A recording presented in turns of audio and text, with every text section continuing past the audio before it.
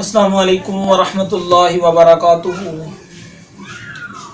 بھائیو، دوستو، بہنوں، آج میں آپ کے سامنے جو ویڈیو شیئر کرنے والا ہوں وہ ہے کہ اگر کسی کی اولاد نافرمان ہو جائے، برائی میں مشغول ہو جائے اور کہنا نہ مانتی ہو، کسی نشے میں مشغول ہو گئی ہے، تو وہ میرے بہن بھائی اول آخر 11 مرتبہ درود ابراہیم پڑھنے کے بعد اس آیت کو 121 مرتبہ ان ربی علی صراط مستقیم کا ورد کریں اور حصول مقصد کے لیے دعا کریں۔ اللہ پاک آپ کی اولاد کو صحیح راستے کی طرف گامزد کرے گا۔